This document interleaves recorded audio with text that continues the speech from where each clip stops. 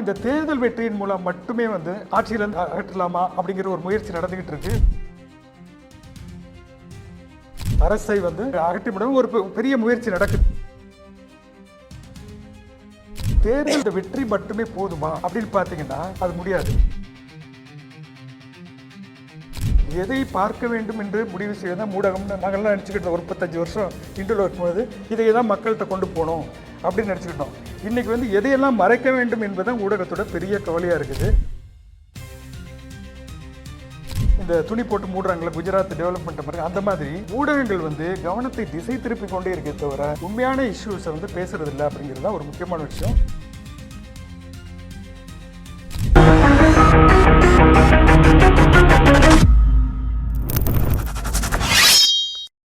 அனைவருக்கும் வணக்கம். ரொம்ப சீரியஸாக பேசிக்கிட்டு இருக்கும்போது எனக்கு ஒரு கொஞ்சம் லைட்டர் வெயினில் I want to say something, கொஞ்சம் லகுவாக்குறதுக்காக. இந்த ஜீரோ பிஜேபின்னு கேட்கும்போது எனக்கு ஜீரோ பி ஞாபகம் வந்துருச்சு. ஜீரோ பின்னா உங்களுக்கு என்னன்னு தெரியும், water filter. Zero B water filter எதுக்குன்னா அந்த கிருமிகள்னால் வீட்டில் ஃபிக்ஸ் பண்ணிட்டீங்கன்னா அதுக்கான விளம்பரமாக இல்லை நம்ம, ஆனால் கிருமிகளை வடிகட்டுறதுக்கான ஒரு சயின்டிஃபிக்கான ஒரு சிஸ்டம். அந்த மாதிரி நம்மளோட இந்த சிவில் சொசைட்டி என்பது அப்படிப்பட்ட ஒரு ஜீரோ பி ஃபில்டர் மாதிரி ஒரு பிஜேபி என்ற கிருமியை தமிழ்நாட்டில் பரவிடாமல் தடுக்கிறதுக்கு ஒரு பெரிய ரோல் ப்ளே பண்ணணும்னு நினைக்கிறேன். நம்ம ஏன் சிவில் சொசைட்டின்னு ஏன் சொல்கிறோன்னா, இப்போ தேர்தல் நடக்குது. தேர்தல் அரசியல் வெற்றி, பொலிட்டிக்கல் பார்ட்டிஸ் வின் பண்ணுவாங்க. இப்போது 2021 தேர்தல் நடந்தப்போ பார்த்தீங்கன்னா மேற்கு வங்கம், தமிழகம், கேரளா மூணு இதுதான் ரெசிஸ்ட் பண்ணியிருக்கு. இந்த மோடி வேவ்னு சொல்லுவாங்கல்ல, அந்த வேவ் ரெசிஸ்ட் பண்ணுறதுக்கு இந்த 3 மாநிலங்கள் தான். அதனால தான் இந்த 3 மாநிலங்கள் மேலே அதிகமான தாக்குதல் நடக்குது, பலமுனை தாக்குதல் நடக்குது. இங்கே ஊடகத்தின் மூலமாகவும் இது நமக்கு உரிமைகள் மறுப்பதன் மூலமாக அதுக்கு அந்த விளம்பரம் அவர் ஹரிபரந்தாமன் அவர்கள் இதெல்லாம் ரொம்ப கிளியராக சொல்லிட்டாரு. பட் என்னென்னா, இந்த தேர்தல் வெற்றியின் மூலம் மட்டுமே நம்ம ஆட்சியிலேருந்து அகற்றலாமா அப்படிங்கிற ஒரு முயற்சி நடந்துக்கிட்டு இருக்கு. பிஜேபி இந்த அரசை அகற்றிவிட ஒரு பெரிய முயற்சி நடக்குது. ஆனால் தேர்தல் வெற்றி மூலமாக அந்த வெற்றி மட்டுமே போதுமா அப்படின்னு பார்த்தீங்கன்னா அது முடியாது. ஏன்னா இப்போ இன்னைக்கு நீங்கள் ஆர்எஸ்எஸ் பிஜேபி மத்திய அரசாங்கத்தை நீங்கள் தேர்தல் தோற்றால் கூட என்ன ஆகுன்னா, அவர்கள் இந்த கிரவுண்ட் லெவலில் பண்ணி வச்சிருக்க டேமேஜ், சிவில் சொசைட்டியில் பண்ணுற டேமேஜ், அவர்கள் வேறு விட்டு பரவி கிடக்கிறார்கள். கேரவனில் ஒரு கட்டை நூறாணி எழுதி நான் மொழிபெயர்த்த அந்த கட்டுரையில் எத்தனை விதமான அமைப்புகள் மூலமாக உள்ளே வந்துட்டு இருக்காங்க.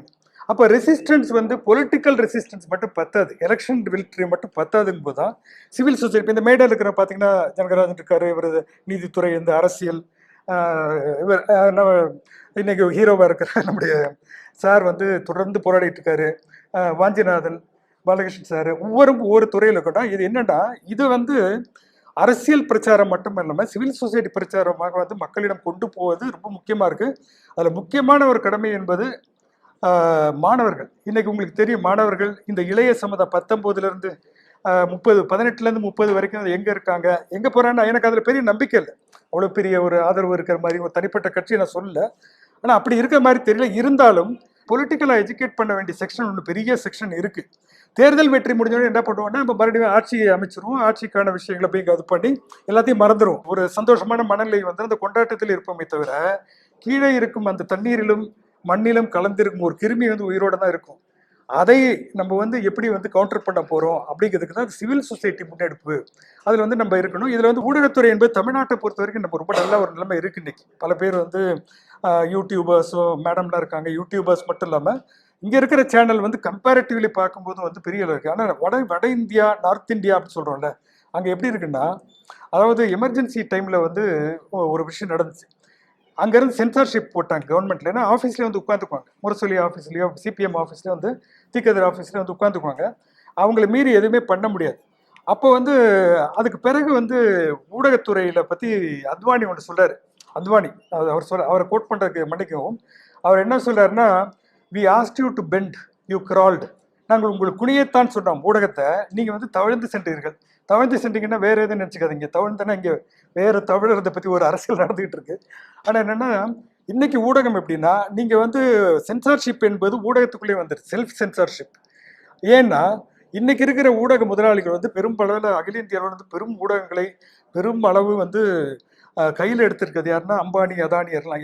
அவருக்கு யாருக்கு நண்பர்கள்? அம்பானி, அதானி வந்து யார் நண்பர்னு பார்த்தீங்கன்னா அவங்க. அப்போ என்னன்னா ஊடகத்தில் இப்போ ஊடகம் எப்படி இருக்குன்னா, பொதுவான ஊடகம் தமிழ்நாடு பரவாயில்லங்கிறேன், எதை பார்க்க வேண்டும் என்று முடிவு செய்ய தான் ஊடகம்னு நாங்கள்லாம் நினச்சிக்கிட்டோம். ஒரு 35 வருஷம் இண்டில் இருக்கும்போது இதை தான் மக்கள்கிட்ட கொண்டு போகணும் அப்படின்னு நினச்சிக்கிட்டோம்.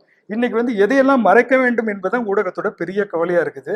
இப்போ ஒரு வெளிநாட்டு தலைவர் வந்து இந்த துணி போட்டு மூடுறாங்களே குஜராத் டெவலப்மெண்ட் பாருங்க, அந்த மாதிரி ஊடகங்கள் வந்து கவனத்தை திசை திருப்பி கொண்டே இருக்கே தவிர உண்மையான இஷ்யூஸை வந்து பேசுறது இல்லை அப்படிங்கிறது தான் ஒரு முக்கியமான விஷயம். செல்ஃப் கிரிட்டிக்கலாக பார்க்குறேன். அதனால வந்து இந்த சிவில் சொசைட்டி இந்த இனிஷியேட்டிவ் வந்து ஒரு முக்கியமான ஒரு நிகழ்வாக பார்க்குறேன். இதை வந்து மக்களிடம் கொண்டு சொல்லணும். இளைய சமுதாயத்தினம் இந்த இனிஷியேட்டிவ் கொண்டு போகிறதுக்கு நம்ம வந்து நிறைய பேம்ப்ளெட்ஸ் எல்லாம் இது பண்ணோம். இப்போது சார் ஹரிபரந்தாமன் சார் வந்து அழகாக ஏன் ஜீரோ பிஜேபி அப்படி சொன்னார்ல, அதையே தனியாக ஒரு பேம்ப்ளெட்டாக கொண்டு வரணும்னு நினைக்கிறேன். ஏன்னா அது ரொம்ப அப்பீல் ஆகும். இம்மீடியட் இஷ்யூஸ் அது இருக்குல்ல, அது இது வந்து நம்ம தொடர்ந்து சோசியல் மீடியாலையும் எல்லா இடத்துலையும் கொண்டு போகணும்னு நினைக்கிறேன். எனவே வாய்ப்புக்கு நன்றி, வணக்கம். ஊடகம் கார்ப்பரேட் அரசியல்வாதிகளின் கைப்பாவையாக அடிமைகளாக இருந்தது போதும், இனி சாட்டை எடுத்து சுழற்றும் நேரம் வந்துவிட்டது. ஊடகம் பொதுமக்களாகிய உங்களுக்காக உங்களாலேயே இயக்கப்பட வேண்டும். ஊடக சுதந்திரத்திற்காக உங்களின் பங்களிப்பை இன்றே அளித்திடுங்கள்.